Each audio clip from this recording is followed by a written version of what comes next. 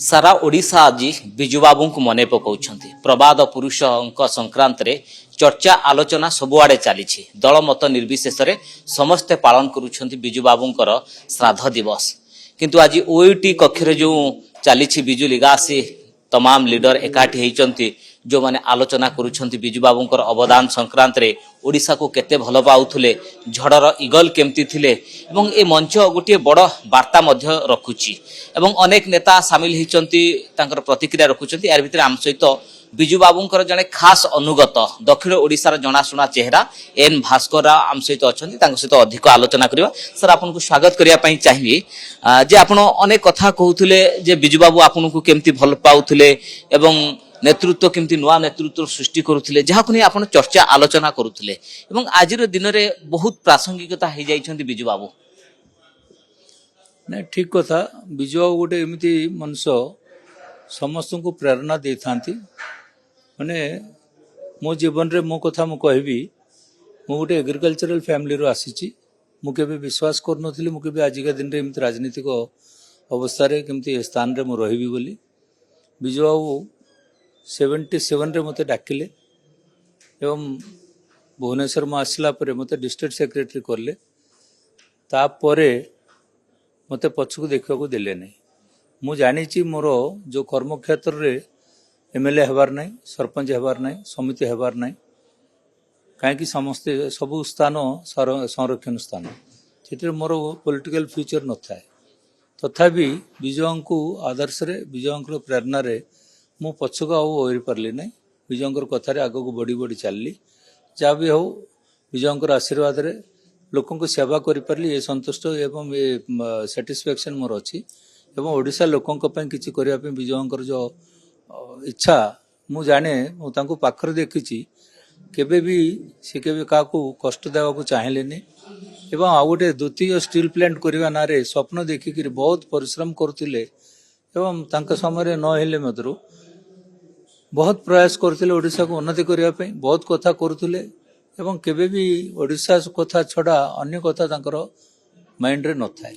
Sir जो नीति आदर्श रे बिजु जनता दल गठन होता बिजु बाबू से दल रू आपन तो दूरे गले किछि मास पूर्व दूरे जाइछंती बिजु विचार मंच करूछंती अनेक किछि आपन जो कथा कहउथले चिंता करूछंती आगो को कोन पदक्षेप नेबे वास्तव रे बिजु बाबू को नेकी आगो को बढ़िबार गोटे समय आसीछि ने बिजु स्वाभिमान मंच आम करुचु रायगड़ा रे आमे विजयंकर आदर्श रे आमे चलीचु आमर जतिक लोक मो पाखरे जतिक आमर समर्थक अछंती इलेक्टेड रिप्रेजेंटेटिव समस्त अछंती माने सबु ब्लॉक रो अछंती एवं म्युनिसिपालिटी रो अछंती समस्त आम संगे बिजु विचार बिजु स्वाभिमान मंच रे जोग देछंती एवं आगो को कोन हेबो मु कहि परबी नै किंतु आमे समस्त एकाठी विजयंकर आदर्श रे काम करिया पे स्थिर करछु एवं रहि पब्लिक लाइफ रे हम रहबो एवं सामाजिक सेवा रे मधुर हम रहबो। राज्यसभा निर्वाचन पर आपण देखिबे बिजु लिगासी लीडर एक्टिव वर्तमान हेचंती आपण अनेक समय बसुचंती किछि ब्लूप्रिंट प्रस्तुत करूचंती आज एक विराट मंच आगो सेमती गोटे बड़ संकेत गोटे बड़ ब्लूप्रिंट प्रस्तुत होछि आगामी दिन पे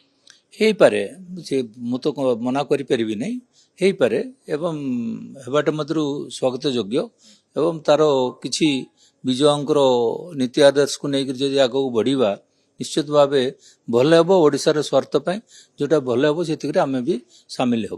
पुरुखा नेता आपन कथा कहतु बा अतीत जो नेता बीजेडी सहित थिले से माने दूरे गले तेणु भावुंट कि बिजु लिगासी गोटे गोटे नुआ मोर्चा हबार आवश्यकता रही। बिजु लेगासी की अन्य ना मु कहि परिबिनी किंतु तृतीय मोर्चा हबार स्पेस अछि एवं आवश्यकता अछि निश्चित। आपण माने बसिले एकाठी सब हेई ना विचार आलोचना पर जहाँ निष्कर्ष हो देखा पड़ो ये कथा में भाबा जे गोटे मूल दुआ आज पड़िला ओयूटी मंचरू ना आजिका दिन रे सेटा मु कहि परिबेनी सेटा मूल दुआर पड़ला बोली आज केवल नॉन पॉलिटिकल ऑर्गेनाइजेशन हिसाब रे सबु दलर लोक एटी उपस्थित अछंती कांग्रेस रो थिले बीजेपी रो थिले एवं अन्य दलर लोक भी थिले एवं इठी सेम इटा गोटे अन्य गोटे मंच गोटे राजनीतिक हिसाब रे हेई नहीं तेणु विजयंकर प्रेमी विजयंकर श्रद्धा देवा लोक समस्त ये उपस्थित अच्छा तेणु आजिका दिन में से आलोचना मुटे हेनी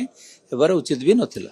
रायगड़ार दक्षिण ओडिशार टाणुआ नेता होचंती आपण बीजेडी तो बहुत दिन धरी छाड़िलेनी आगो को पंचायत निर्वाचन किछि भाबुछंती कि ଯେ ଆପଣ ଭଳି ରାଜନୈତିକ ବ୍ୟକ୍ତି ବିଶେଷ ବସିଯିବେନି ତ କିଛି ନୂଆ ଚିନ୍ତା କରୁଥିବେ କ'ଣ କରିବେ ସେମିତି କିଛି ଚିନ୍ତା କରୁଛନ୍ତି? ନାଇଁ ନାଇଁ, ନିଶ୍ଚିତ ଭାବେ ଆମେ ଯେଉଁ ବିଜୁ ସ୍ୱାଭିମାନ ମଞ୍ଚଟା ହେଉଛି ଗୋଟେ ସାମାଜିକ ସେବା କରିବା ପାଇଁ।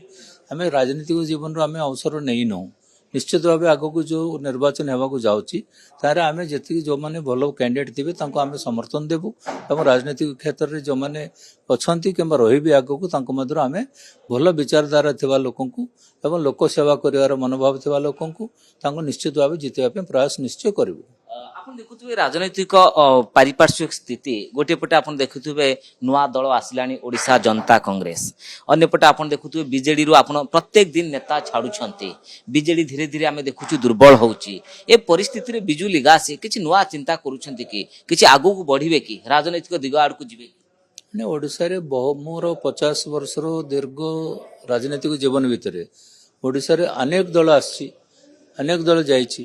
ମୁଁ ସେ କଥା କହିପାରିବିନି, କିନ୍ତୁ ଯେଉଁ ଦଳ ବି ଆସିବ ଲୋକଙ୍କର ସାହାଯ୍ୟ ସହଯୋଗ ବିନା ଯେଉଁ ଦଳ ବି ତିଷ୍ଠି ପାରିବ ନାହିଁ। ତେଣୁ ଆଗକୁ ଯେଉଁ ଦଳକୁ ସହଯୋଗ କରିବା ପାଇଁ ଲୋକ ବର୍ତ୍ତମାନ ଚିନ୍ତା କରୁଛନ୍ତି, କେଉଁ ଦଳରେ ମଧ୍ୟରେ ସେମାନେ ବର୍ତ୍ତମାନ ବିଶ୍ୱାସ ରଖିନାହାନ୍ତି, ସ୍ପେସ୍ ଅଛି। ଯଦି ସେଭଳିଆ ଗୋଟେ ଦଳ ଗଢ଼ିବେ ନିଶ୍ଚିତ ଭାବେ ଲୋକଙ୍କର ପ୍ରେରଣା ଆଦରଣା ସବୁ ମିଳିବ ବୋଲି ମୁଁ ଆଶା କରୁଛି। ସନ୍ଧାନରେ ଆପଣମାନେ ସବୁ ଅଛନ୍ତି କି?